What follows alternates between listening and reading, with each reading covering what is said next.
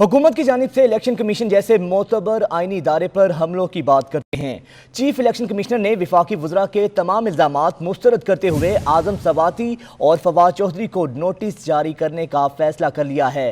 पेमरा से press conference का record भी तलब किया जाएगा।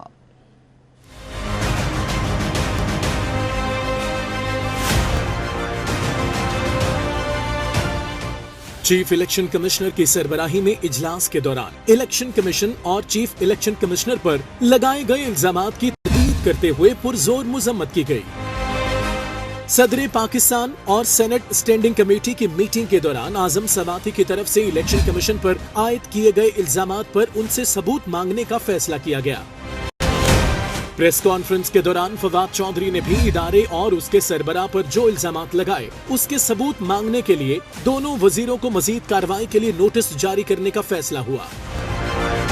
ये सब कुछ शुरू कैसे हुआ? इलेक्शन कमीशन के ईवीएम से मुतल्लिक सवालों के जवाब देने में नाकाम वज़रा ने इदारे पर इल्जाम तराशी का सिलसिला शुरू कर रखा है। 10 सितंबर को सेनेट कायमा कमेटी बराए पार्लिमानी अमूर में आज़म सवाती इल्जामात की एक्सप्रेस ट्रेन लेकर अहम आईनी इदारे के नुमाइंदों पर चढ़ दौड़े थे। बगैर किसी सबूत इलेक्शन कमीशन पर जमहूरियत तबाह करने और पैसे पकड़कर धांधली करने जैसे संगीन इल्जामात लगाते हुए वजीर रेलवे ये तक कह गए थे कि इदारे को आग लगा दें। बाद में प्रेस कॉन्फ्रेंस हुई तो आज़म सवाती ने इलेक्शन कमीशन को जमहूरियत के नाम पर धब्बा करार दे दिया और कहा कि इलेक्शन कमीशन को शिकस्त देकर उसका मुंह बंद कर देंगे। जमहूरियत के नाम पर अगर ये दबा है, इंशाअल्लाह ताला अदालती उज़्मा जिसका हुक्म जो है मनवन हमें मानना पड़ेगा, अल्लाह के फजल से हम इनको शिकस्त देंगे।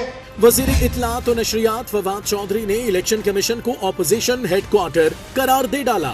ये भी कहा कि चीफ इलेक्शन कमिश्नर को ऑपोजिशन का माउथ पीस बनने का बड़ा शौक है। ये भी कहा कि सियासत करनी है तो इस्तीफा देकर इलेक्शन लड़ें। अगर चीफ इलेक्शन कमिश्नर साहब ने इस तरह से एक सियासत करनी है तो मैं तो उनको दावत दूंगा कि वो इलेक्शन कमीशन को छोड़े और खुद इलेक्शन में उम्मीदवार आ जाएं। लेकिन इस वक्त जो यूँ लग रहा है कि इलेक्शन कमिश्नर जो हैं वो एक माउथ पीस बन गए हैं अपोजिशन। इस एक रोज पहले 9 सितंबर को ईवान सदर में भी ऐसा एक वाकया पेश आया जिसमें लीगी सेनेटर अफनानुल्लाह के मुताबिक जब आज़म सवाती ने सदर आरिफ अलवी के सामने इलेक्शन कमीशन अरकान को धमकियां दी तो ईसीपी अरकान के साथ देने की बजाय सदर आरिफ अलवी ने उनसे ये पूछा कि इस्तीफा कब देंगे।